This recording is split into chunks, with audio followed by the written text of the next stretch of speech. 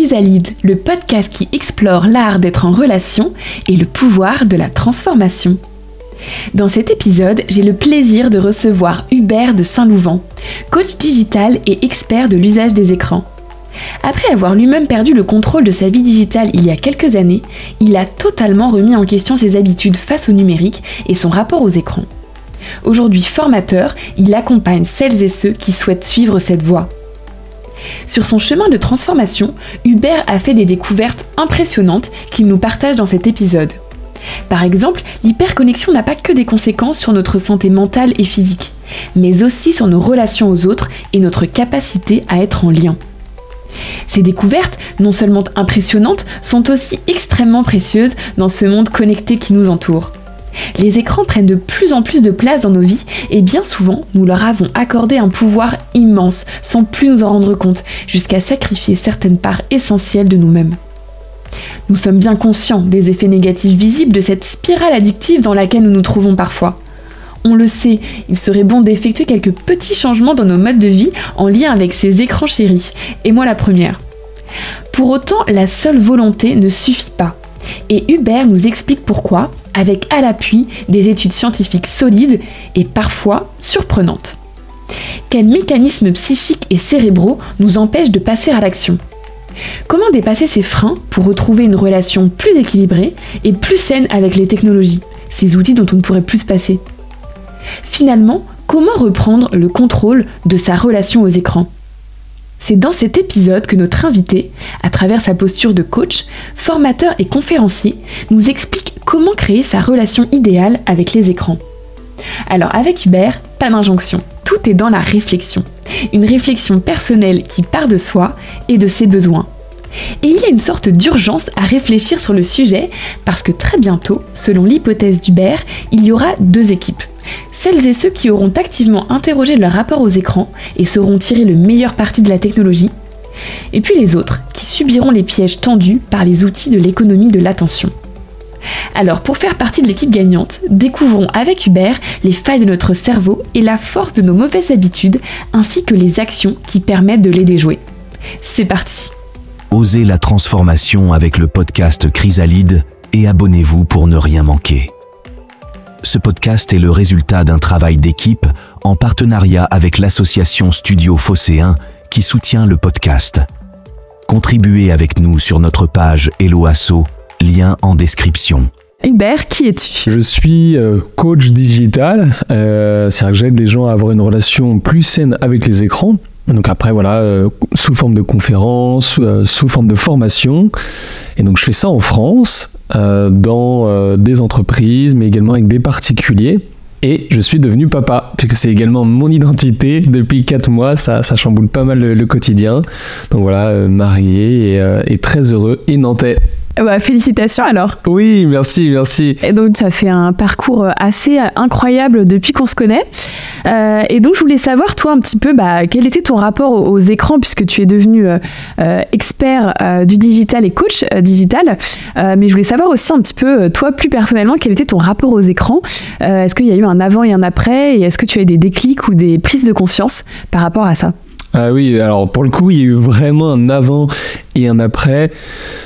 Moi, j'adore les nouvelles technologies par l'évolution, ce secteur qui est juste fantastique, ce que ça nous permet.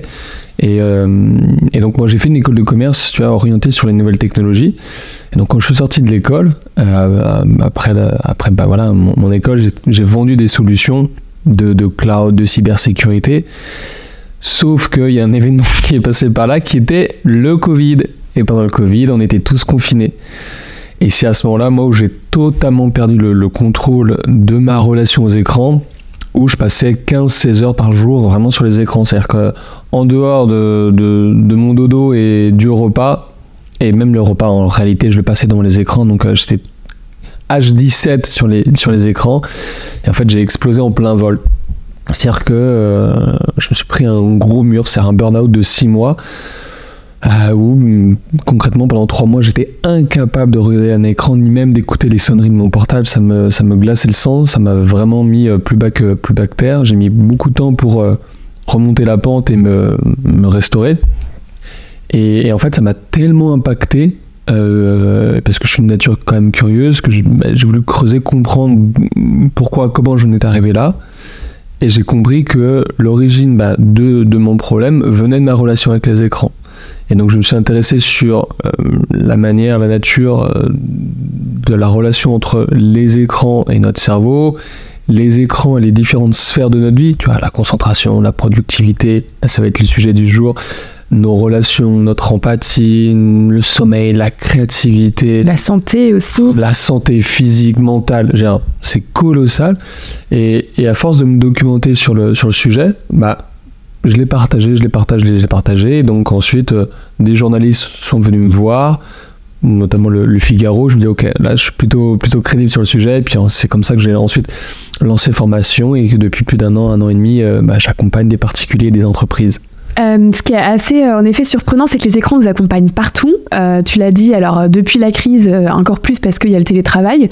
Et donc on a amené les écrans professionnels aussi dans la sphère privée. Et puis il y a aussi tout ce qui nous entoure. Regarder les séries, regarder les photos.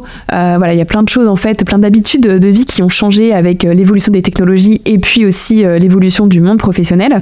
Mais pour autant, je trouve qu'on en parle encore assez peu. Pour autant, j'ai l'impression que les impacts sont dans tous les domaines, comme tu le dis, sur la santé physique, mentale, sur notre concentration sur le cerveau, donc des impacts significatifs. Toi, tu l'as appris de manière assez brutale. À la dure, oui. À la dure. Qu'est-ce que tu as... Donc, quelles ont été tes prises de conscience suite à ça et comment est-ce que tu as cheminé par rapport à ce que tu as appris ?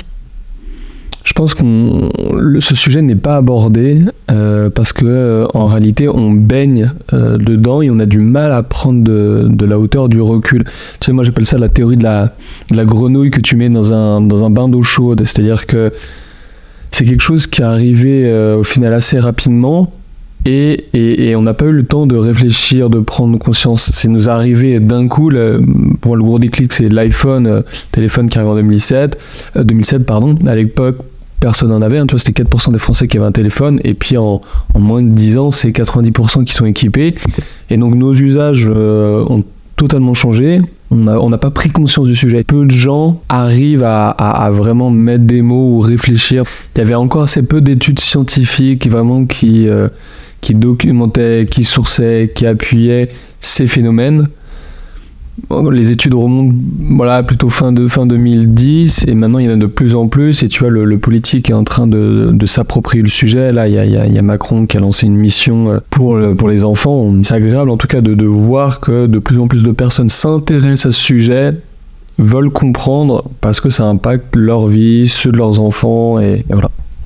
Toi en plus qui est papa, j'imagine que c'est aussi un sujet qui m'a intéressé pour l'éducation. Ah ouais, on en parlera mais c'est colossal, les impacts, a fortiori vraiment pour les enfants où la maturité cérébrale n'est pas encore là, les effets sont dévastateurs, ça nous touche à titre, dans notre vie professionnelle ou personnelle, mais pour les enfants c'est quelque chose de assez conséquent, voire assez grave.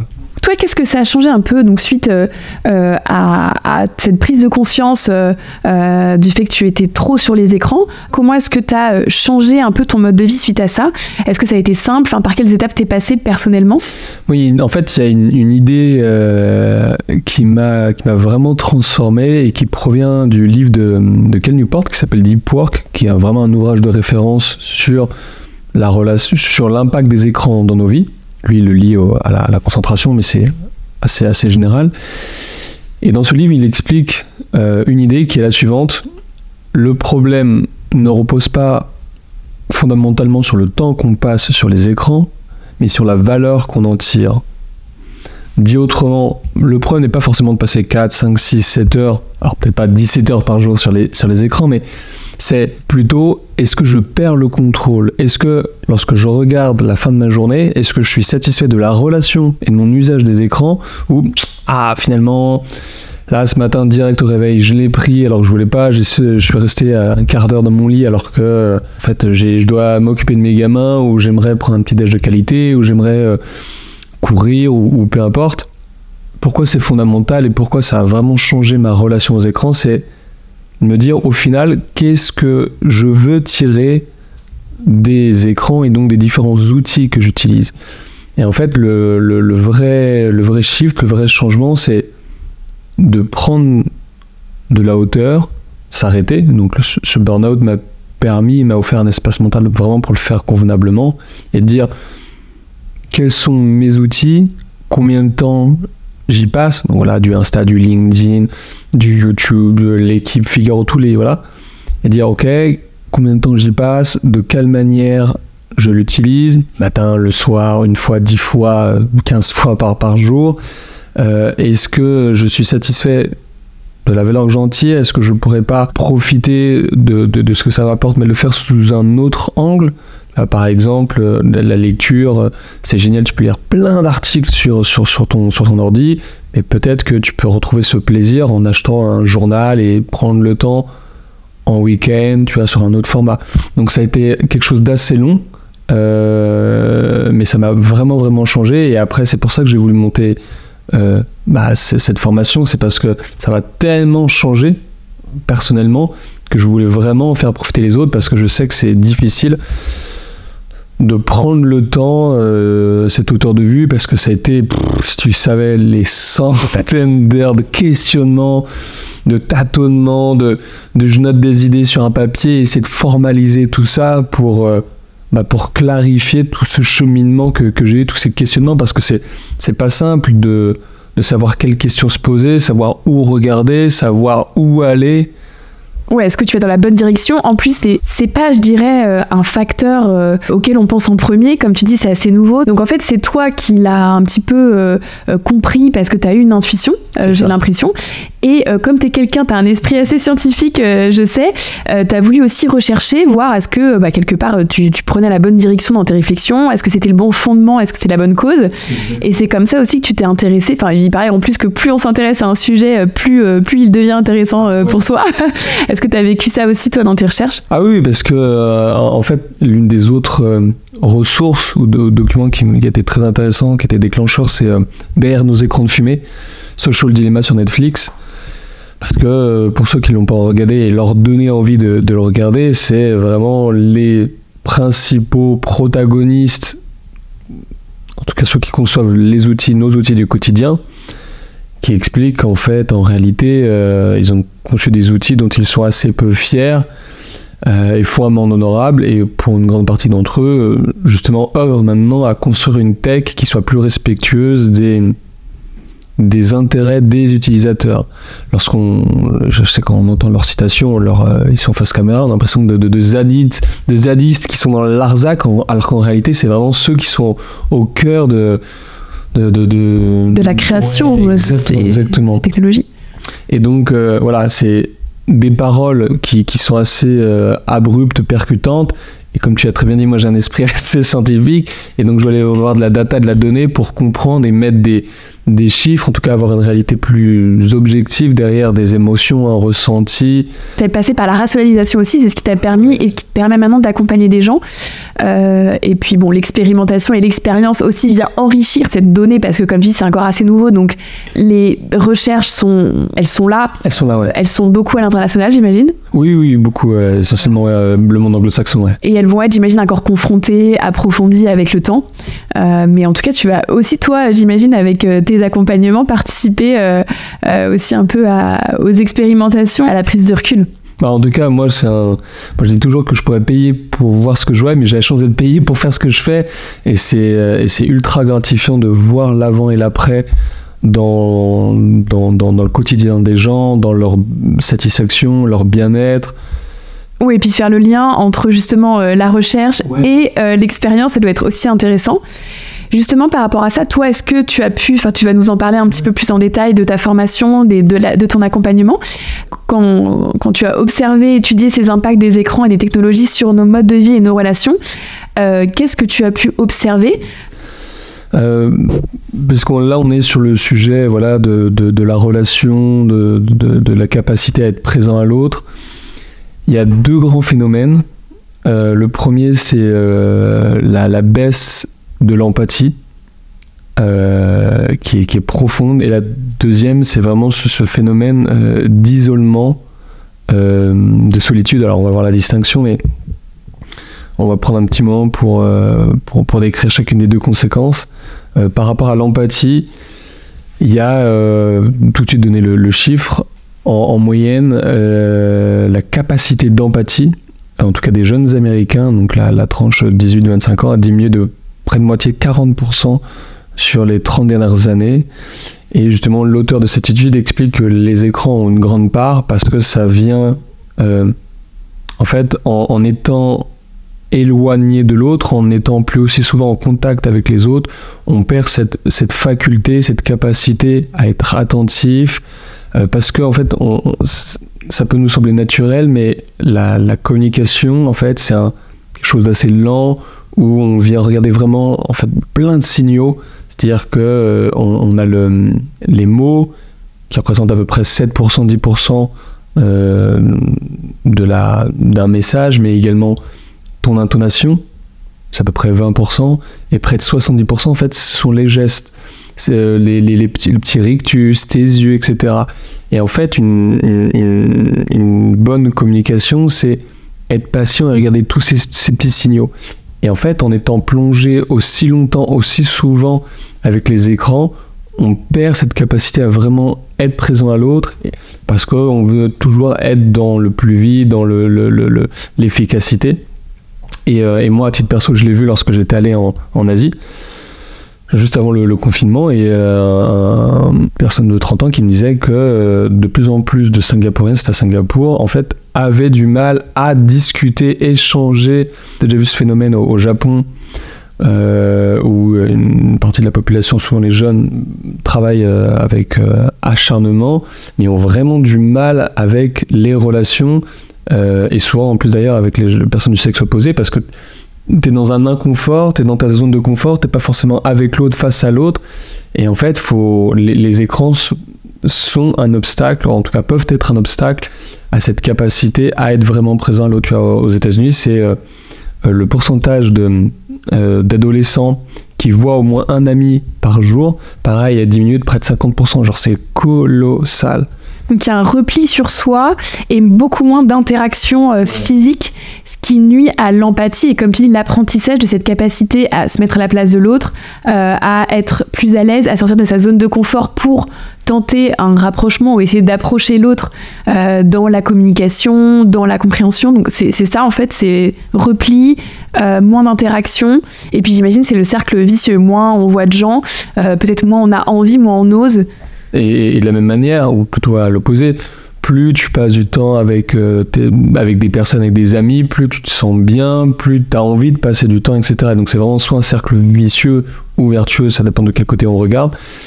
Et parce que l'idée aussi, c'est de transmettre un petit peu des ressources pour que les auditeurs puissent repartir avec des choses et nourrir ce sujet qui est sans fin.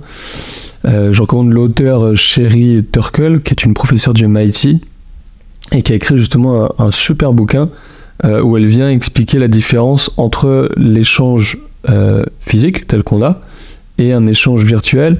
En fait, elle fait la distinction entre une communication, donc un échange physique, et une connexion, donc simplement un échange en ligne. Et donc elle explique que, voilà, que lorsqu'on est en train de discuter dans le monde réel, c'est un échange à large bande passante où justement il y a beaucoup de signaux, d'informations, et c'est pour ça que lorsqu'on échange tous les deux, et c'est pour ça qu'on l'a fait en format physique, et ben on se sent bien, on se sent écouté, il y a le regard de l'autre, alors lorsque cet échange se fait en ligne, donc la connexion, on peut toucher énormément de monde, mais au final, cette bande passante, elle est très limite, parce que souvent, ça va être juste un contenu, des messages. Ouais, des contenus, souvent juste du texte, ou quelques emojis. Alors, on peut avoir les vocaux avec les WhatsApp, mais c'est pas de la communication dynamique, ou juste du like. Et donc, en fait, si je peux me permettre une comparaison, c'est celle de la nourriture. Tu vois, soit tu te fais un bon plat que tu t'es cuisiné, ou tu vas au resto, soit, et c'est pas forcément dramatique, mais tu as un McDo, ou en tout cas un fast-food. Les deux nourrissent, mais les deux nourrissent pas de la même manière.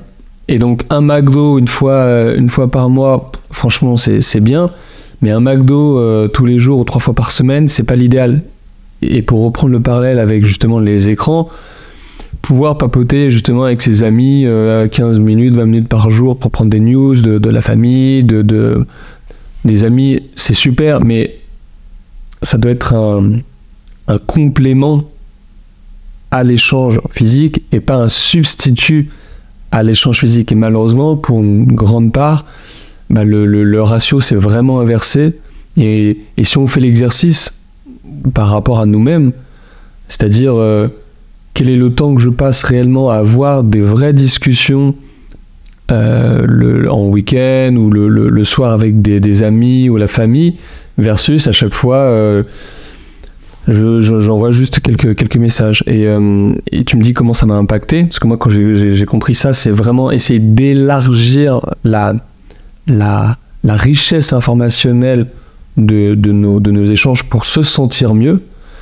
Ce que dit Cal Newport et Sherry Turkle, c'est de le faire même lorsque on est sur une communication donc en ligne. Par exemple, maintenant, autant que faire se peut, je propose à mon interlocuteur, à mon pote, de passer du message à l'appel ou de l'appel à la visio. Tu vois, pour essayer de ne pas se restreindre juste à quelques lettres ou quelques mots, mais soit s'entendre, soit se voir. Et en fait, les échanges sont tellement plus enrichissants. T'élargis la bande passante, en fait, c'est ça, en ajoutant plus de liens, la capacité d'avoir du non-verbal, même si c'est toujours un peu plus limité, mais il y a quand même potentiellement, avec la visio, la possibilité de voir l'autre, comment il se sent. On peut aussi voir avec les gestes si il nous dit que ça va, est-ce que ça va vraiment bien, ou si on sent des petits signaux faibles. Ces silences où l'autre comprend quelque chose, relance. Et ce que je veux dire, c'est que prenons le temps pour laisser la place à l'autre, parce qu'on veut toujours aller plus vite, nos vies sont de plus en plus denses, chargées, on veut toujours faire plus de choses. Et moi, ce que j'ai retenu et ce que nous dit la science, c'est que le mieux est l'ennemi du bien, et que, en tout cas, peut-être parfois réduire pour mieux faire les choses, pour prendre plus de temps, que d'être dans cet emballement généralisé où on a du mal à suivre ce rythme effréné qui nous est imposé ou qu'on s'impose nous-mêmes. J'ai l'impression qu'on cherche aujourd'hui cette efficacité même dans les relations, c'est-à-dire un résultat, une réponse, un état, mais on laisse pas le temps de juste être avec la personne et laisser un univers secret, une atmosphère secrète avec l'autre. Et avant de basculer sur la deuxième partie, donc parler de l'isolement, de la solitude, je voudrais juste partager un autre point et en tout cas une expérience qui vient démontrer comment la technologie peut affecter notre capacité d'écoute, notre empathie. C'est le fait d'avoir nos téléphones avec nous lorsque on est au bar ou chez des amis dans leur salon. Il y a une expérience qui a été conduite qui a rassemblé une petite centaine de personnes et on les a divisés en 2 groupes. On les faisait rentrer par paire, donc les gens discutaient 2 par 2, ils ne se connaissaient pas.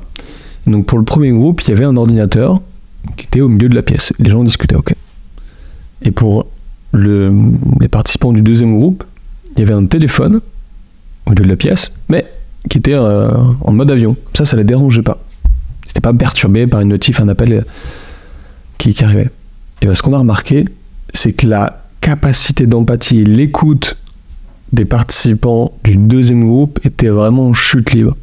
Et en fait, ce qui est fou, c'est qu'un téléphone, même éteint, en fait, vient impacter ta capacité à être présent à l'autre. En fait, ce que les scientifiques ont découvert, c'est que un téléphone, en fait, même éteint, vient mobiliser ton inconscient. En fait, ton inconscient lutte contre l'envie de le saisir. Et ça vient affecter ta présence à l'autre. Parce qu'en fait, nos téléphones sont on reçoit tellement d'informations, des SMS, des stimulations aussi positives, que notre cerveau perçoit le téléphone comme un super distributeur d'informations en continu. Et donc, le fait de l'avoir là, à portée de main, même éteint, ça t'empêche d'être présent à l'autre. C'est pour ça que les téléphones là, on les a mis en mode avion, on les a mis plus loin pour être vraiment focus. Et donc moi, depuis, c'est vraiment téléphone mode avion pour ne pas du tout avoir envie de le regarder lorsque je suis dans un bar, mais sinon lorsque je suis chez moi ou lorsque je suis chez des amis, le téléphone, je vais le mettre dans une pièce à côté. Donc il y a un vrai enjeu de proximité, même physique, avec le téléphone. Exactement, et moi ce que j'invite les gens à faire, c'est lorsque tu es avec un ami, si tu le peux, c'est de mettre ton téléphone en mode avion, et de le mettre dans ton sac ou dans ta poche et ne pas l'avoir sur plus plus éloigné parce que ça vient mobiliser même s'il n'y a pas de stimuli explicite, ça vient mobiliser en fait ton inconscient. Ça c'est incroyable parce que c'est vrai que souvent on le laisse sur la table, même si on sait qu'on va pas regarder les notifs parce que par politesse, parce qu'on est avec quelqu'un dans une discussion, mais on l'a quand même toujours du coin de l'œil.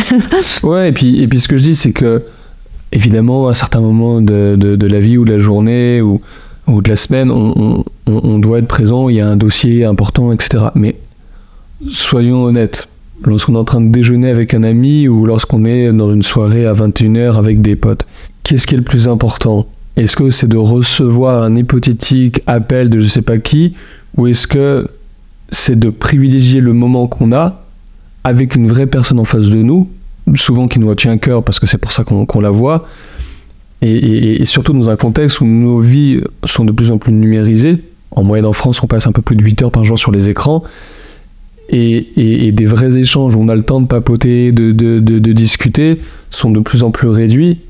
En tout cas, moi, le choix que j'ai fait, c'est de dire, bah voilà, en gros, je sais pas, tu vois, une fois par jour ou une fois tous les 2 jours, je vais avoir un vrai temps de qualité avec quelqu'un. Bah en fait, voilà, pendant une demi-heure, 3 quarts d'heure, je prends pas l'appel et je le prendrai, voilà, lorsque je sortirai.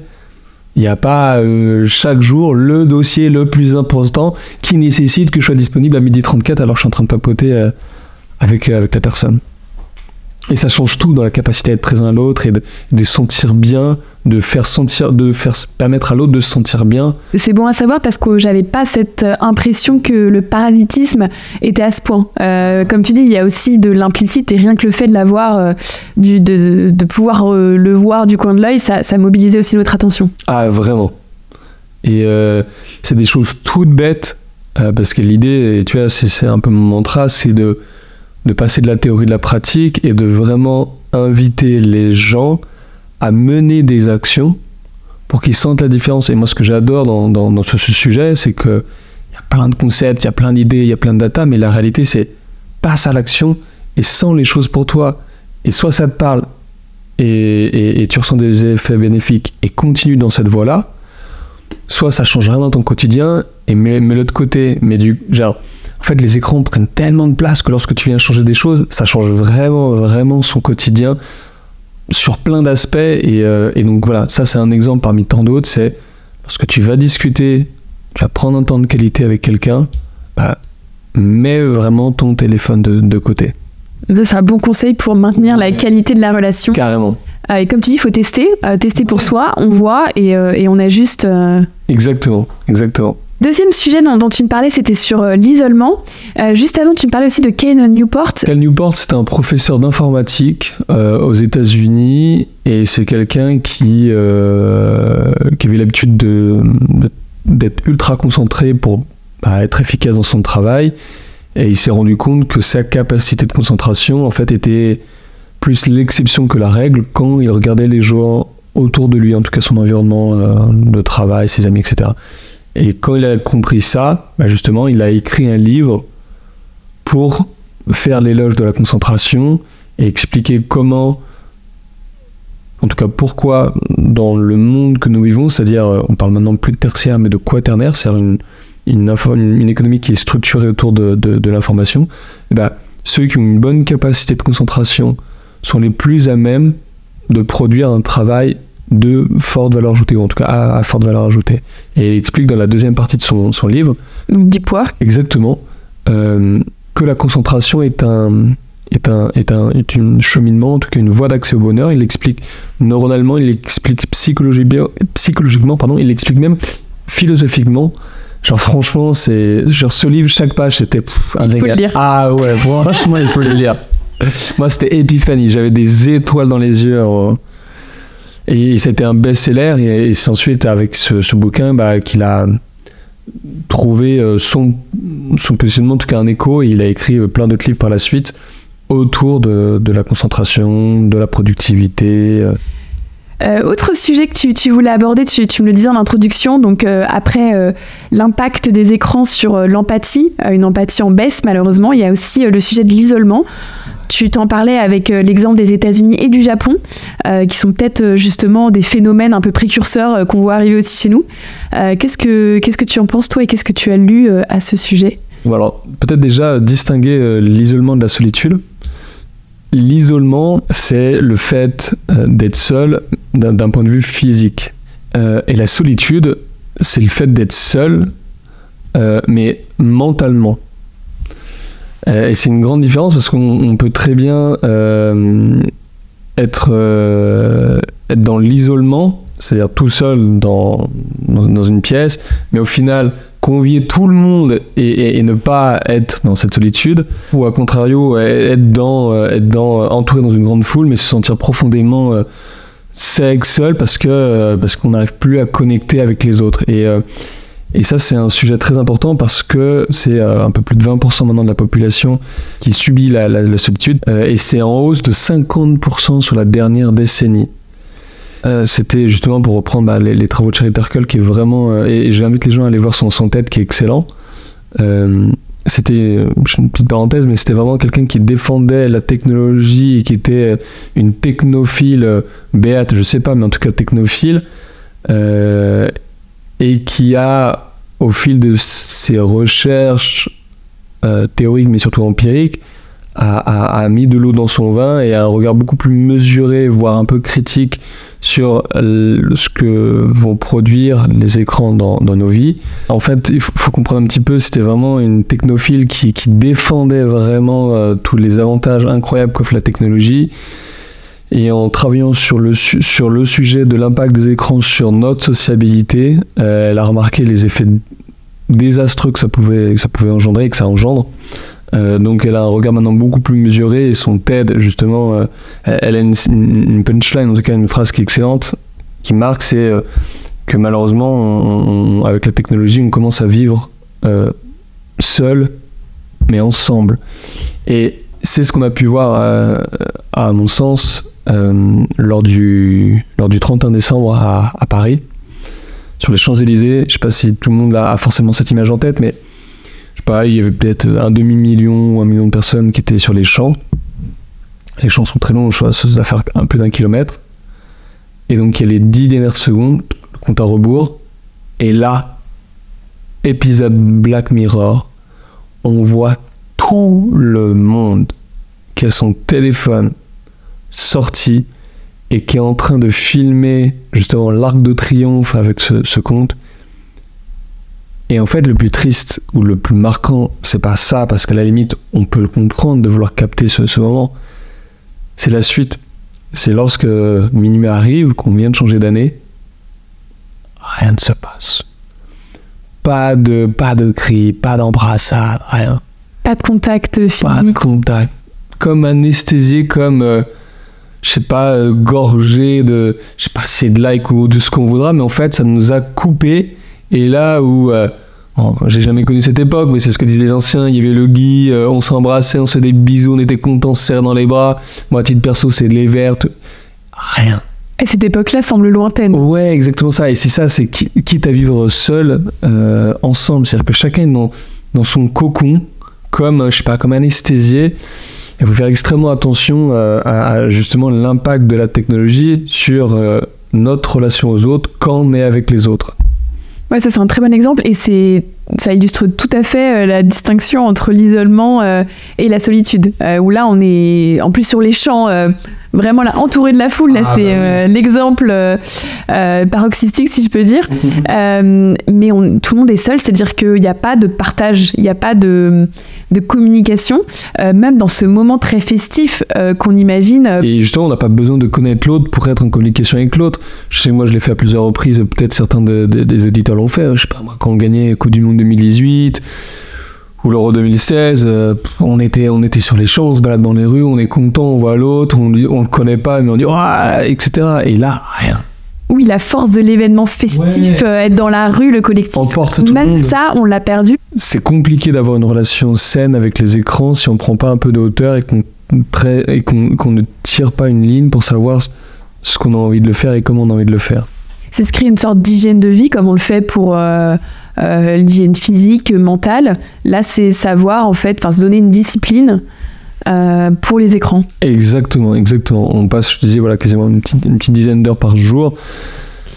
C'est intéressant aussi parce que tu disais que les écrans et leur contenu venaient combler des moments un peu creux comme l'attente, les moments dans les transports, dans les trains. Qu'est-ce que ça a aussi comme conséquence sur la créativité et justement l'ennui ?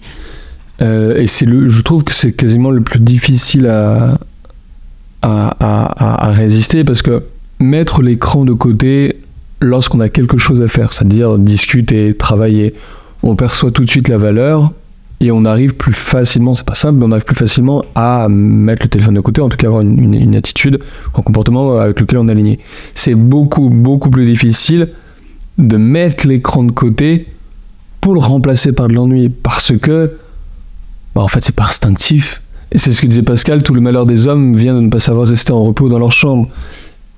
Lui disait déjà ça il y a 5 siècles, mais ça l'est encore plus à l'heure actuelle, parce que en fait on est soumis à une telle quantité, une telle dose de stimuli, que par un phénomène d'adaptation, lorsqu'on n'a pas cette dose journalière, ou même à l'échelle de chaque heure, on se sent pas bien, et c'est assez complexe à gérer, parce que moins on est soumis à, entre guillemets, à l'ennui, ou à certains moments où voilà, la pression retombe, plus c'est inconfortable d'être soumis à l'ennui.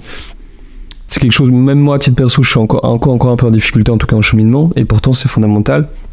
C'est une université en Allemagne, l'université de Tübingen, qui a pris un peu plus de 250 participants, et ils les ont divisés en 2 groupes. Le premier groupe allait dans une pièce et ils avaient leur téléphone. Là, tu peux aller où tu veux, quand tu veux, très bien, ou en tout cas sur les contenus. Et le deuxième groupe allait dans cette pièce, mais il n'y avait rien. Pas leur téléphone, pas d'ordi, pas de livre, rien du tout. En fait, il y a 2 faits majeurs qui ont retenu l'attention des scientifiques. Le premier, c'est que les participants du deuxième groupe, donc ceux qui n'avaient rien du tout, en fait, ils sont pas du tout... En tout cas, l'expérience n'était pas du tout aussi insatisfaisante qu'ils l'imaginaient.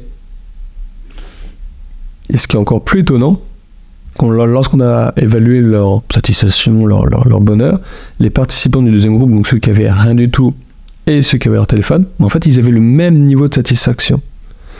Et en fait, on a a priori une image, en tout cas une appréhension assez forte de l'ennui, mais en réalité, lorsqu'on est confronté à l'ennui et qu'on n'a pas le choix, on le vit beaucoup mieux qu'on ne le pense.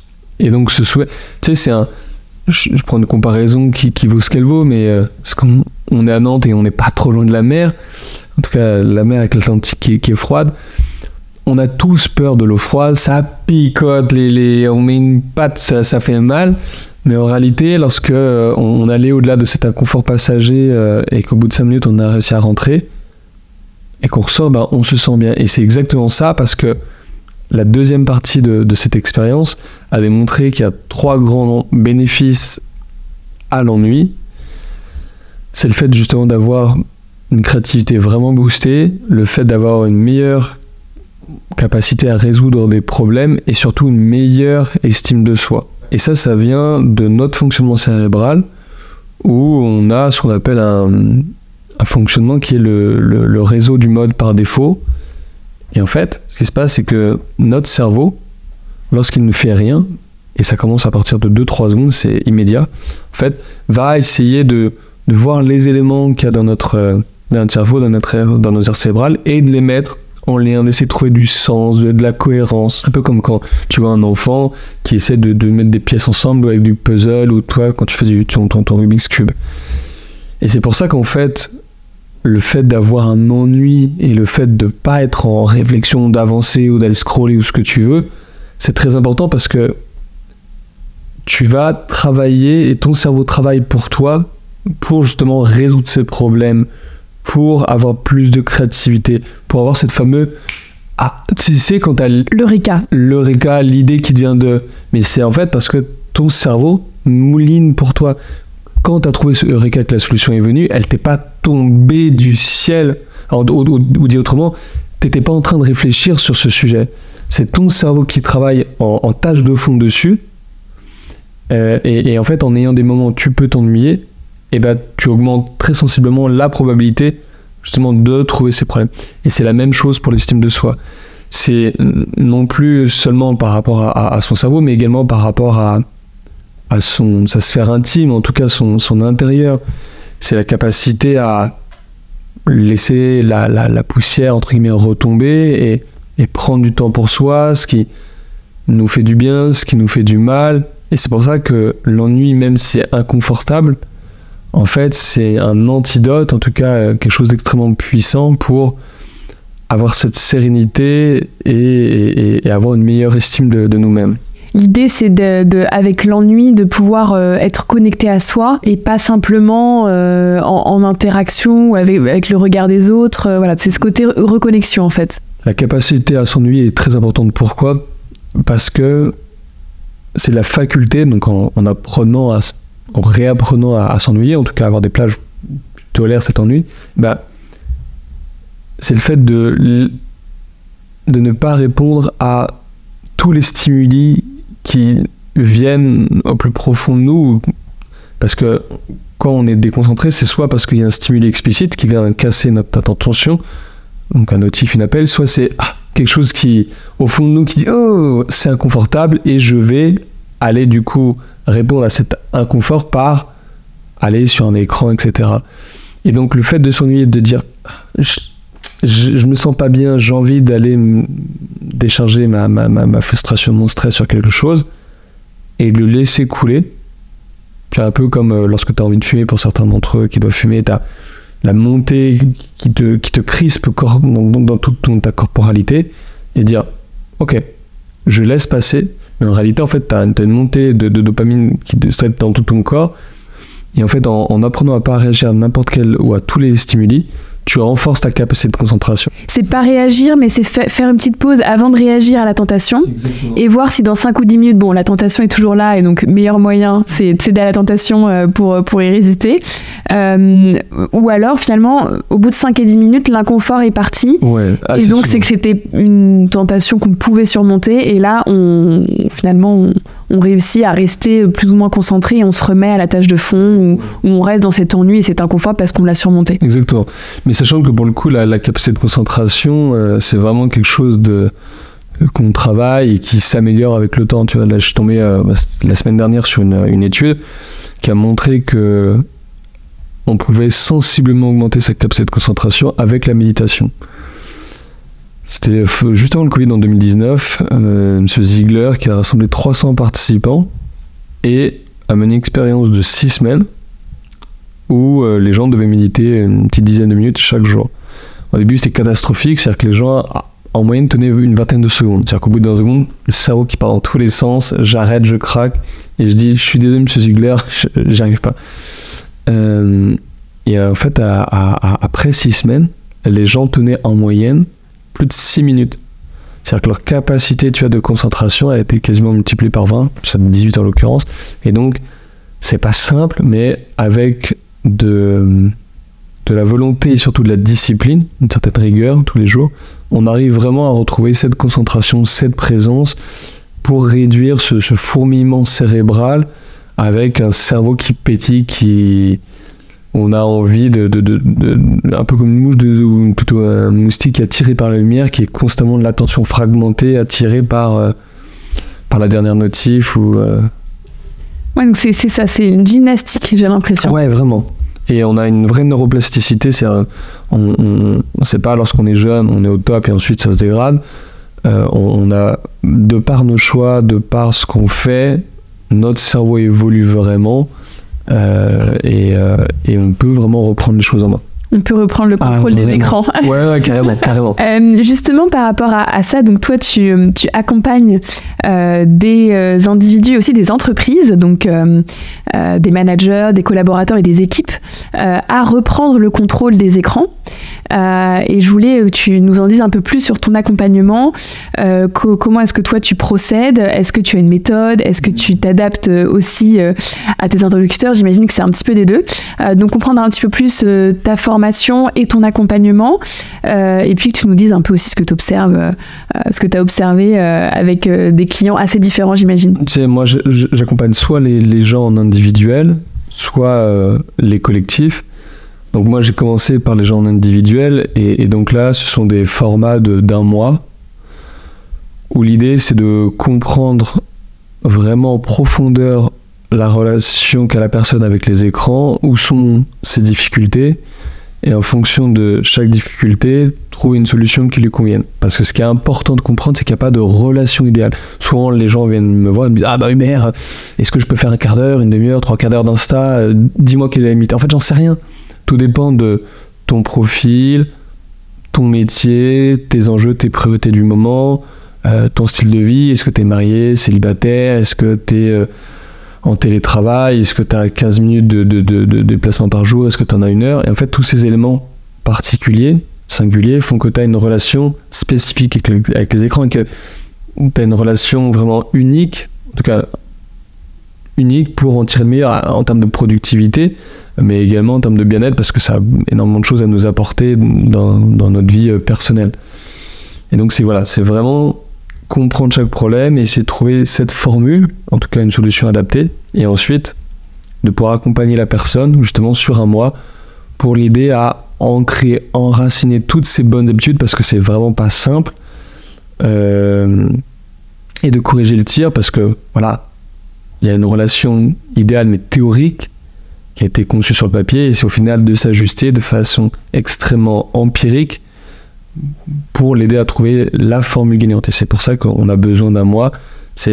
On tâtonne, on ajuste, et l'idée c'est qu'à la fin du mois, la personne ait trouvé ce qui lui convienne, et surtout ait internalisé les questionnements, les réflexions, et soit capable par elle-même de trouver, justement, pour reprendre cette formule, distinguer le bon grain de livret, et qu'elle soit capable elle-même de placer le curseur là où elle le souhaite dans sa relation avec les écrans. Je te donne juste un élément qui sera peut-être anecdotique, mais qui vient vraiment exprimer parfaitement ça. J'ai quelqu'un que j'avais accompagné, cinéphile, énorme cinéphile, mais sa femme, elle, ça va pas du tout, elle aime pas. Et en plus, sa femme est médecin, donc elle a des gardes, donc elle est pas là.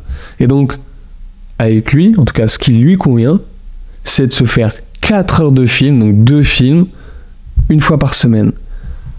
Quand sa femme n'est pas là. Exactement. Et donc, normalement, pour 99% de la population, enchaîner 4 heures de film le soir, c'est gros warning, stop, on arrête, ça va pas.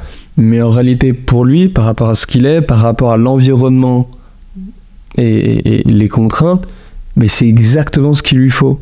Donc il n'y a pas de formule magique.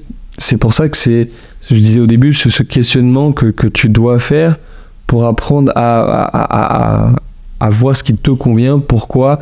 Et c'est comme la santé, en fait. En tout cas, avoir une bonne relation avec les écrans, c'est comme la santé. Il n'y a pas de ligne d'arrivée. C'est un cheminement constant, parce que les outils évoluent, parce que nos besoins évoluent, parce que l'environnement dans lequel on est évolue.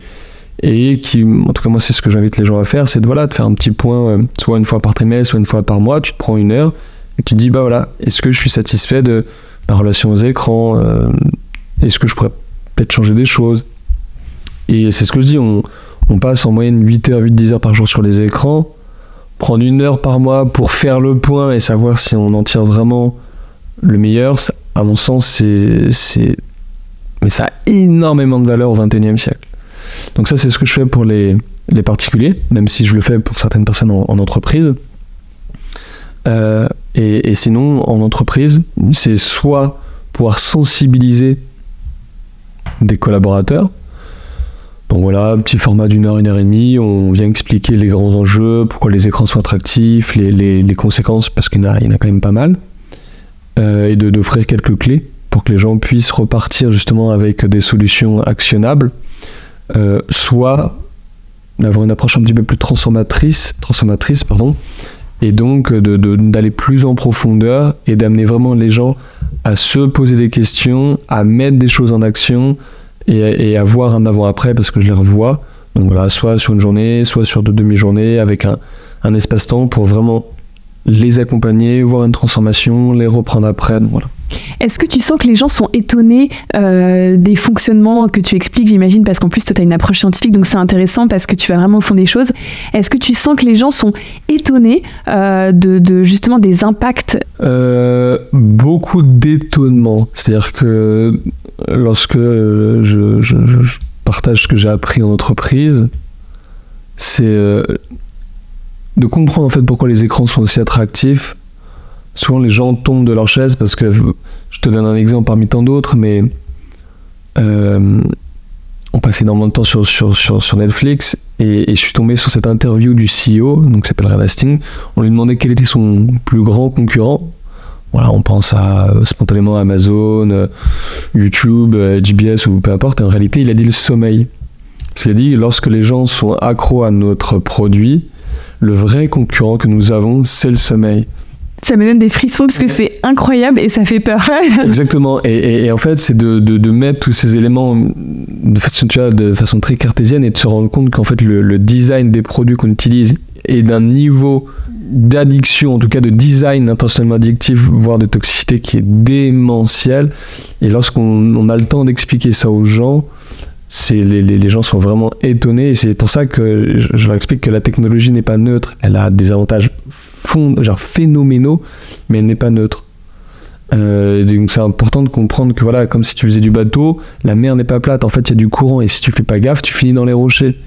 Et c'est pour ça que on a souvent un désalignement entre ce qu'on veut, ce qu'on souhaite et la réalité. C'est parce que ces outils reposent principalement sur l'économie de l'attention. Et leur enjeu numéro 1, c'est pas de maximiser notre satisfaction. C'est important, mais c'est surtout de prendre le plus de minutes de notre attention. Et c'est pour ça qu'il y a souvent un décalage et qu'on passe beaucoup plus de temps que ce qu'on imagine. Les gens sont vraiment étonnés de comprendre ou de découvrir à quel point la technologie en fait n'est pas neutre. Voilà, vraiment sur le sommeil, la créativité, qu'est-ce que le manque de sommeil vient ensuite impacter ta journée le lendemain sur ta concentration, ta productivité, la qualité de tes décisions, sur ton humeur. Et lorsque tu prends le temps d'expliquer, c'est oui, fou. Et ça semble être du bon sens. Même Netflix, on sait tous qu'on a tous fait l'expérience de finir la série ou la saison et donc avoir pas eu assez de sommeil. Mais je trouve que de remettre tout finalement en cohérence, ça fait prendre conscience de l'importance des impacts, parce qu'on a tendance à minimiser en se disant bon c'est une nuit par semaine où je dors moins bien parce que je regarde la série, mais tout cumulé, ça plus le téléphone, plus les écrans d'ordi si on travaille sur l'ordinateur, etc., ça fait qu'on a quand même une baisse significative de l'attention, de l'empathie, qui tout cumulé vient quand même impacter beaucoup la santé physique et mentale. Et tu vois, c'est ça, c'est que c'est en fait prendre de la hauteur pour arriver à faire de meilleurs choix. J'ai vu, c'est quasiment 70% des Français qui se plaignent de ne pas lire assez. En tout cas, ils aimeraient lire davantage. On manque de temps, mais en fait, on passe en moyenne, un Français passe 2 heures par jour sur les réseaux sociaux. On peut y tirer énormément de valeur, mais la réalité, c'est que est-ce qu'on a besoin de passer vraiment 2 heures sur les... Est-ce qu'une heure ne pourrait pas suffire? Est-ce que juste 1h30 ne pourrait pas suffire et du coup, on aurait cette demi-heure supplémentaire pour pouvoir bouquiner? Donc c'est ça, c'est comprendre les impacts, comprendre comment ça nous affecte pour faire de meilleurs choix et se sentir mieux. Et toi, si tu devais conseiller une petite démarche à faire déjà, soit en individuel, pour essayer de réduire un petit peu, j'entends que toi, tu avais fait un peu pour toi un petit diagnostic déjà, combien de temps je passe, quelle satisfaction aussi j'en tire. Et ça, je trouve que c'est assez intéressant comme question à se poser, parce que souvent, la seule question qu'on pourrait se poser, c'est celle du temps. Il y a même des applications qui nous permettent de voir maintenant, même sur les téléphones, je crois que c'est par défaut, on peut voir combien de temps on passe sur quelle application. Mais au-delà du temps, toi, tu dis que c'est plus voir à quel point on a le contrôle ou pas, et quelle satisfaction, quel bénéfice on en tire en fonction évidemment de notre mode de vie. C'est sûr que si on travaille déjà 8 heures par jour sur un écran, il y a déjà ces 8 heures là qui sont quelque part nécessaires et incompressibles. Donc toi, si on devait se faire un petit autodiagnostic et trouver 2-3 actions qui peuvent s'adapter à nous, qu'est-ce que tu conseillerais comme démarche individuelle? Alors, je partirais quand même du temps et de la fonctionnalité qui permet de prendre conscience de son temps, parce que c'est vraiment un moyen très simple de prendre conscience de ses usages. Et donc ce que j'invite les gens à faire, c'est pas juste de de voir la notif qu'on reçoit le lundi matin qui dit vous avez augmenté votre temps d'écran de 16% ou que sais-je, c'est de regarder, on commence par quelque chose de très simple, top 5 des applications et des sites sur lesquels on va. Souvent LinkedIn, en tout cas moi, c'est quelque chose d'important, et pour ceux que j'accompagne, ça peut être assez faible, ça peut être, 15 minutes par jour, mais en réalité, tu y vas 15 fois dans la journée, parce que tu vois le nombre de fois où tu ouvres une application. Et ça vient fragmenter la concentration, ça vient te parasiter et te prendre toute ta journée. Est-ce que dans ces 15 minutes de LinkedIn, que tu fais 15 fois dans la journée, tu peux pas juste le faire 3 fois dans ta journée? Et après, pendant le reste de la journée, tu retrouves une présence, une capacité à être focus sur tes dossiers ou à être présent à l'autre quand tu papotes. Et en fait, c'est juste commencer par ce top 5 et de voir par rapport à ça, est-ce que ça te va, est-ce que tu es aligné ou est-ce que tu aimerais changer des choses sur la durée, sur la fréquence, sur le moment où tu vas y aller. Et ensuite, en action assez simple à mettre en place, l'une des plus simples que j'ai partagé dans le TEDx que j'ai fait il y a un mois, mais c'est de supprimer le téléphone de sa chambre. Radical. Moi, ce que j'invite les gens à faire lorsque la relation n'est pas simple, c'est au-delà de dire je supprime les écrans le soir, etc. C'est pas forcément simple, c'est un peu difficile. Je dis ok, continuez à avoir votre relation avec les écrans le soir, elle est ce qu'elle est. Mais par contre, première étape, vous supprimez le téléphone de votre chambre. Pourquoi ? Parce qu'en fait, ça te permet de couper plus tôt, en tout cas plus que 10 minutes avant de se coucher, et de retrouver en fait un lieu, et donc un espace mental où tu déconnectes, tu laisses la pression retomber, tu peux passer un temps de qualité avec ta copine, ton copain, t'as le temps de bouquiner, et en fait de regoûter au fait de vivre dans un espace où il n'y a pas d'écran. Et en fait, si tu en trouves de la valeur, tu vas avoir envie d'étendre cette sensation et ce que ça procure à d'autres moments de ta journée, et avoir envie de creuser cette démarche, cette réflexion, ce cheminement. Et ça, vraiment, c'est radical, c'est l'impact que ça a, et surtout l'impact que ça a sur notre bien-être. Tu vois, souvent les gens viennent me voir pour la productivité, mais en fait l'un des éléments les plus forts qu'ils en retirent, c'est le bien-être. La sérénité aussi. La sérénité, ouais, vraiment. Ce sentiment d'apaisement, d'éviter ce fourmillement constant, ce brouhaha qu'est Internet, que sont les écrans. Et ce qui est fou, c'est que, tu vois, c'est 40% des Français qui vont consulter leur téléphone pendant la nuit, en dehors de l'horaire, vraiment pour aller checker un message ou écouter, je sais pas, une vidéo ou un truc pour s'endormir, s'anesthésier. Mais en réalité, lorsque tu fais l'effort de mettre ton écran à distance et tu le fais sur suffisamment longtemps, moi j'invite les gens à le faire au moins sur 3 semaines, 1 mois, pour aller un peu au-delà de la confort passager et ressentir des bénéfices, c'est juste magique, c'est incroyable. Bon, et première étape, c'est acheter un réveil, parce que souvent le réveil est sur le téléphone. Ouais. Et ça, c'est un peu le piège, mais... Pas simple, mais pour ceux pour qui ce serait trop radical, c'est de faire charger le téléphone à l'autre bout de la pièce. Déjà. Voilà. C'est-à-dire que tu l'as pas à côté de toi, t'es obligé de faire un effort, donc c'est déjà une bonne première chose. Sinon, qu'est-ce qu'on pourrait avoir, c'est faire le tri dans les notifications qu'on reçoit. En moyenne, on reçoit une centaine de notifications push, c'est-à-dire qui nous invitent à ouvrir une application. Et ça vient justement constamment nous solliciter, nous interrompre, nous distraire, que ça augmente notre surcharge informationnelle, ce qu'on appelle l'infobésité. Et donc de prendre 10 minutes, 15 minutes pour regarder dans la centaine d'applications qu'on a, quelles sont celles dont on n'a vraiment pas besoin. Un autre très très simple, et ça change la vie, c'est les résumés de notifications. C'est disponible sur iOS, donc iPhone et Android. En fait, on peut décider du moment auquel on reçoit les notifications, mais par batch, c'est-à-dire par groupé, par fournée.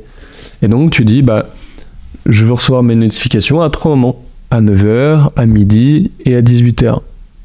Est-ce qu'on a besoin d'être interrompu en moyenne, c'est toutes les 6 minutes par une notif, ou est-ce qu'on ne peut pas juste prendre à 3-4 moments dans la journée et on voit d'un coup, clac, la quinzaine, vingtaine de notifs à ce moment-là. C'est de l'optimisation. Voilà, j'ai des dizaines et des dizaines, j'en ai quasiment une centaine de solutions dans ma boîte à outils, mais il y en a une que je recommande qui est très simples et très très très efficaces. J'appelle ça les ralentisseurs cérébraux.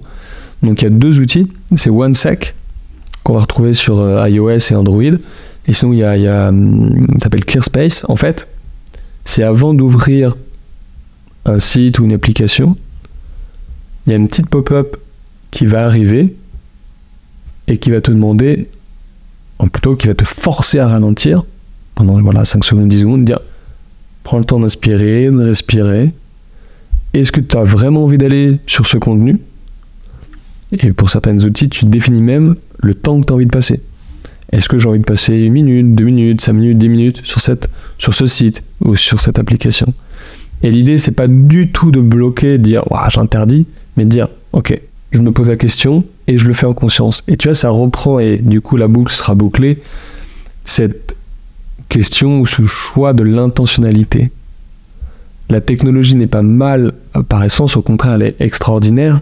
Et je trouve terriblement dommage de s'en couper, de s'en priver. Mais par contre, de retrouver cette capacité à se poser la question pour faire des meilleurs choix, en tout cas des choix qui soient alignés avec nous-mêmes, c'est fondamental. Et ces outils que sont OneSec ou ClearSpace sont ultra simples et te permettent très très facilement de retrouver cette intentionnalité, de faire cette gymnastique, parce que si on l'a pas, honnêtement, ça va tellement vite qu'on n'a pas le temps ou on n'a pas l'habitude de se poser la question de est-ce que j'ai envie de faire ce que je suis en train de faire. En tout cas, ce que je trouve intéressant aussi dans ton approche, c'est ce côté t'es pas là pour promouvoir la restriction à tout prix, mais juste, comme tu dis, la reprise de contrôle et l'adapter à son mode de vie. Je me demandais juste aussi si toi, tu constatais des différences générationnelles dans l'usage des écrans. Je t'ai dit qu'en moyenne, les Français passent 7h30, 8 heures par jour sur les écrans. Chez les enfants, paradoxalement, c'est plus important.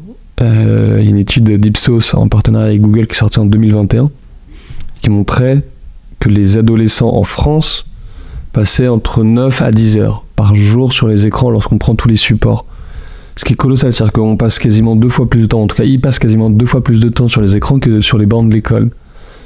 Et ce qui est incroyable, c'est que le temps passé sur les réseaux sociaux est beaucoup plus important pour les enfants, les adolescents en l'occurrence, que le reste de la population. En tout cas pour un grand nombre, on n'est pas sur du 2 heures, 2 heures et demie, mais on est plus sur du 5-6 heures par jour sur les réseaux sociaux. Notre cerveau est câblé pour se comparer constamment à son environnement.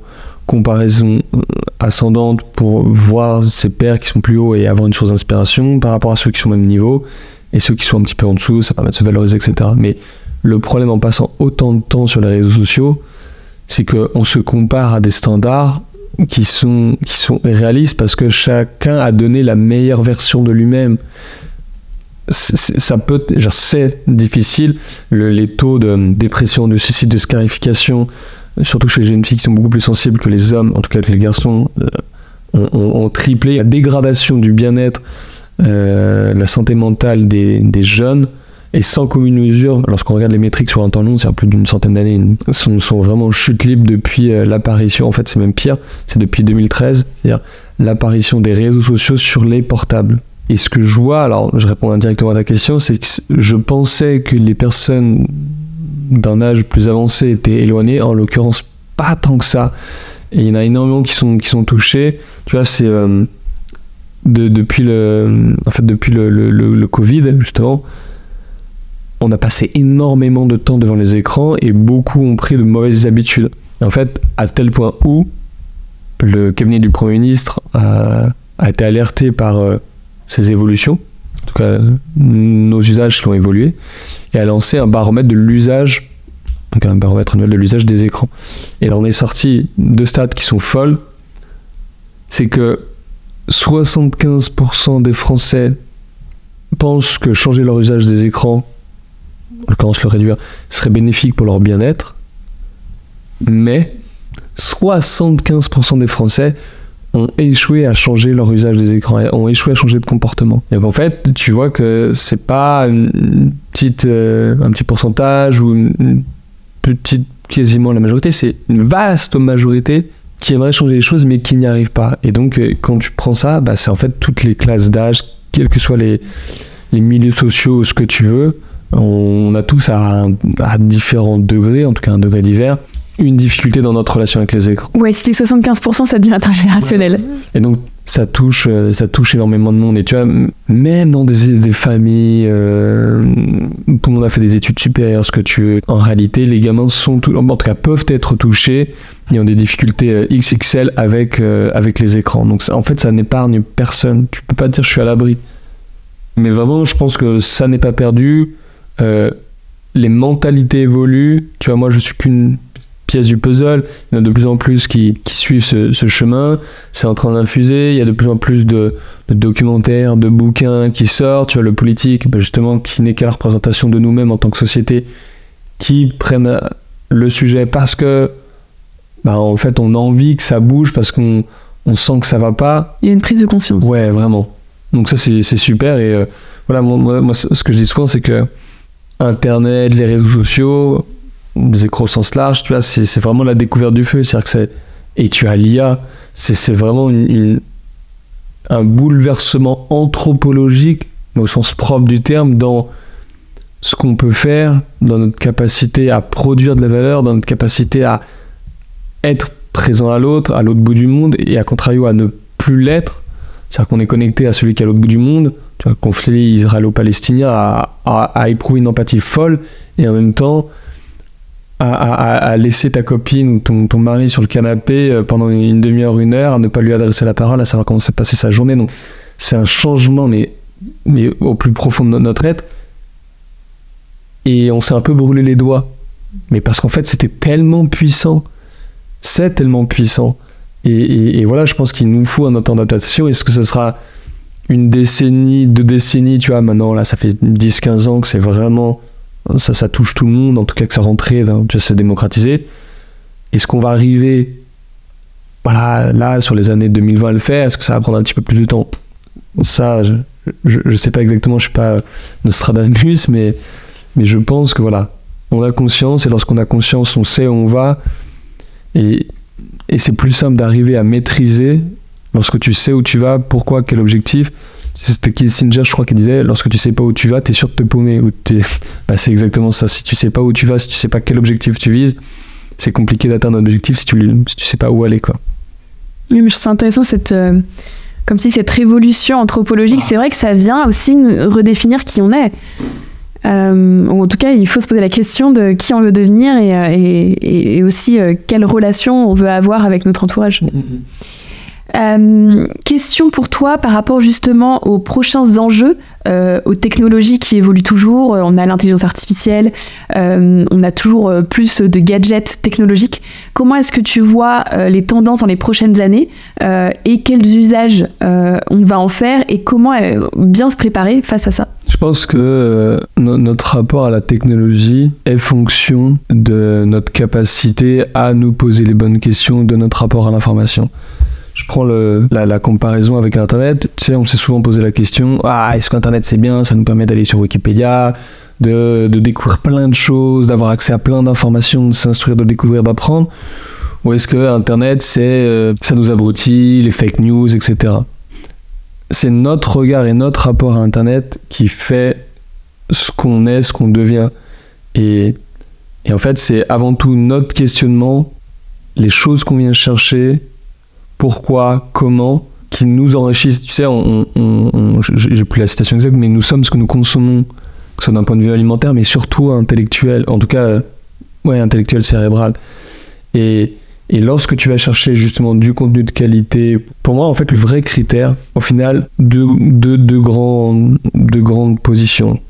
Actif versus passif. Plus tu es actif, plus tu vas savoir pourquoi tu fais quelque chose, plus la probabilité d'en tirer de la valeur, de s'élever est important. Et plus on va y aller de façon passive, sans savoir pourquoi, par défaut. Subir. Exactement. Plus en fait, ça va être compliqué.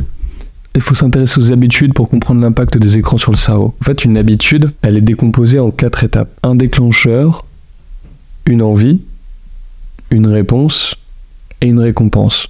Je prends l'exemple technologique pour que ce soit beaucoup plus clair. on a l'appli de Facebook sur notre téléphone. Tac, c'est le déclencheur. Ensuite, il y a l'envie. Ouh, je viens de voir l'application Facebook. Ouh, j'ai envie de cliquer dessus pour voir ce qui se passe parce que j'ai plein de news, plein de choses en attente. Ensuite, troisième étape, j'avais dit l'action. Donc là, je clique dessus, j'ouvre l'appli. Et ensuite, la récompense, c'est toutes les notifs, les commentaires, les likes qui arrivent. Et c'est là où il y a plein de dopamine qui est libérée, je me sens bien. Voilà. Mais en fait, ce qui se passe, c'est que ça ne s'arrête pas là. Le déclencheur, en fait, qui a permis d'arriver à cette action, cette récompense, va être valorisé a posteriori par le cerveau. Dit concrètement, Instagram ou Facebook en l'occurrence va devenir plus attractif, plus désirable pour notre cerveau. Et donc c'est pour ça qu'il y a une boucle qui se forme et plus tu fais cette action, plus le déclencheur qui la permet devient désirable. Et ce qui est très très important de comprendre, et pourquoi je prends ce temps pour développer cette idée, c'est que lorsqu'une habitude est ancrée, l'activité cérébrale chute. Parce qu'en fait, notre cerveau ne peut pas être constamment à haute intensité. Lorsqu'il y a des patterns qui sont construits, donc des habitudes, notre activité cérébrale elle chute pour préserver nos ressources, parce qu'on ne peut pas être constamment... Pour du complexe, pour des décisions importantes. Exactement. Mais ce qui est très très important de comprendre, c'est que justement, lorsque l'habitude elle est ancrée, l'activité cérébrale elle chute, et donc, pour reprendre encore une fois l'analogie avec la technologie, ensuite on prendra de la hauteur, on n'y va plus parce qu'on a envie, parce qu'on a besoin, ou plutôt lorsqu'on a besoin, lorsqu'on aurait envie, mais juste par réflexe, sans même en avoir conscience. Et c'est pour ça que j'ai pris le temps d'expliquer en quoi les écrans forment des habitudes, et ces habitudes nous restructurent, nous remodèlent de l'intérieur. C'est que, en réalité, on peut facilement perdre le contrôle de façon structurelle, en fait, parce que au-delà de notre volonté, c'est un mécanisme... Exactement. Et en fait, chacun a son parcours, sa relation, son histoire avec les technologies, mais il y a de plus en plus, en tout cas une part importante de la population, qui a l'impression confuse de perdre le contrôle, qui ne maîtrise pas et qui n'arrive pas forcément à changer les choses. Parce qu'en fait, plus tu t'engages ou tu as une action ou un regard passif avec la technologie, plus tu perds le contrôle et plus c'est compliqué de prendre le contrôle. Et du coup, plus tu vas regarder des choses, plein de shorts sur YouTube, sur Insta ou sur TikTok, ce que tu veux, et moins tu te sens bien, plus tu vas regarder ce type de contenu, du coup, et en fait, tu rentres dans un cercle vicieux où ton rapport avec la technologie est de plus en plus dégradé, peu satisfaisant, et à contrario, plus tu as cette capacité à savoir pourquoi tu y vas, comment tu y vas, pourquoi tu y vas, choisir tes contenus, le moment où tu vas le faire, essayer d'avoir des limites, plus tu es heureux, plus tu es capable de mettre cette distance, et au final, à mon sens, ce qui se joue, c'est vraiment cette capacité à être acteur, donc actif versus passif, et au final, tu vois, même par rapport à la concentration, c'est ça, plus tu as cette capacité de concentration qui est développée, plus tu es capable je crois que c'est Magneto dans X-Men, c'est un peu comme un laser, de la poser à cet endroit précis sur ton ordinateur pour être focus et bombardé pour faire avancer ton dossier pendant 1 heure, 1 heure et demie, ou à contrario, plus ta capacité de concentration elle est nulle, et en fait ton regard, ton attention ne fait que pop-upper, sauter toutes les 5 minutes, 10 minutes, et en fait soit dans le monde professionnel c'est le dernier mail, le dernier message, le dernier WhatsApp, etc., et au final t'avances pas sur ton dossier parce que tu peux avoir fait plein de choses, mais lorsqu'on regarde à la fin de la journée ce qui est produit en termes de valeur, c'est pas foufou. Et soit c'est dans sa vie perso, et en fait on est toujours attiré et on n'arrive pas à dire non, ou cette dernière story ou ce dernier article un peu putaclic qui vient d'arriver, et on perd le temps, on regarde des contenus dont on n'est pas forcément fier, en tout cas qui nous font pas du bien, et pareil on est un peu entraîné dans les bas-fonds. Donc c'est vraiment avant tout ce qui est fondamental, c'est de travailler, d'éduquer cette capacité à faire des choix, notre libre arbitre, pour rentrer soit dans un cercle vertueux, soit dans un cercle plutôt vicieux, en tout cas qui nous entraîne. C'est pas forcément simple, mais en tout cas le plus important c'est d'avoir conscience de ça, d'avoir conscience de ces enjeux, et de mettre ensuite en place des actions, des garde-fous pour nous aider autant que faire se peut à aller dans une voie plutôt que l'autre. Ouais, dans les prochaines années, ça va être ça. Ouais, vraiment. Le vrai challenge et le défi, pour nous, ça va être de faire les bons choix et de se questionner aussi sur qui on veut être et comment on veut, enfin, quelle valeur ajoutée, ce que tu disais au début en fait, quelle valeur ajoutée on veut tirer de la technologie et des écrans. Les écrans, c'est une partie de notre vie, tu vois, dans notre vie, on a différentes sphères, on a la famille, on a le travail, on a notre vie personnelle, on a la vie amoureuse. Et pour moi, maintenant, il y a une 5e balle ou 6e balle qui sont les écrans. Les écrans, c'est une part majeure dans notre vie. Alors, c'est pas une balle, tu vois, à part entière, ou plutôt un élément à part entière, parce que c'est en surcouche, mais de l'appréhender comme un élément singulier de notre vie. Et très nouveau, très rapide. Exactement. C'est important de le voir comme un sujet spécifique et d'essayer de l'améliorer pour ne pas le subir et au contraire arriver à en tirer toute la substantifique moelle, en tout cas de tout ce que ça a de fantastique à nous apporter. Je redis toujours dessus, mais quand en moyenne on passe 8 heures par jour sur les écrans, c'est fondamental d'apprendre à savoir comment bien les utiliser. Oui, avoir la satisfaction aussi de l'utiliser à bon escient, parce que comme tu dis, l'idée c'est pas de supprimer ces outils merveilleux, mais juste vraiment de prendre le meilleur et pas de se laisser happer par le pire avec l'économie de l'attention et tout ce dont tu as parlé juste avant. Tu vois, avec mon épouse, un truc tout bête qu'on fait, c'est se prendre 1 heure par semaine pour regarder plein de stories sur Insta. Dans l'absolu, on pourrait dire, oh là, faut surtout pas, c'est nul, c'est dégradant. Non, quand c'est cadré, quand on sait pourquoi on le fait, combien de temps on le fait, et qu'on est aligné avec ça, et ça nous semble juste, qu'on a conscience justement des avantages des inconvénients, et ben nous, 1 heure sur Insta, on est mort de rire et on kiffe. Et donc tu vois, faut pas aussi vouloir mettre de côté ou jeter tout ce qui pourrait être contenu non intellectuel ou qui t'élève, etc. Il y a aussi de la valeur à regarder des choses qui te permettent de relâcher la pression, rigoler, etc. Mais il faut juste le placer à sa juste mesure pour toi, être capable de savoir qu'il y a d'autres façons aussi de s'épanouir. Et voilà. Ouais, et puis là, c'est intégré en plus dans un moment de relation, de complicité, donc ça peut aussi contribuer à ça. Exactement. Mais c'est, comme tu dis, réfléchi et en conscience. L'intentionnalité. Super. Est-ce que c'est le mot de la fin, Hubert, ou est-ce que tu veux rajouter quelque chose ? Non, pour moi, c'est parfait. Ce que je dirais juste aux gens, c'est passer à l'action. S'interroger. Ouais, le plus important, c'est derrière toute cette réflexion que vous pourrez avoir, que je vous invite à être pas trop long, tu peux commencer sur un petit format d'1 heure, c'est de tester des choses, d'aller au-delà de l'inconfort passager. Souvent, là, c'est 15 jours. Donc, de tester une habitude sur 1 mois et de ressentir l'effet sur nous. Et franchement, lorsqu'on commence à goûter à ça, on s'arrête plus parce qu'on se sent tellement mieux. Alors après, chacun a son cheminement, sa relation spécifique avec la technologie, mais lorsque tu viens de trouver des nouveaux modes, un nouveau rapport et que ça te fait du bien, c'est incroyable. Oui, et puis peut-être le faire aussi sur un mode jeu. Ça peut être aussi ludique de tester de nouvelles choses.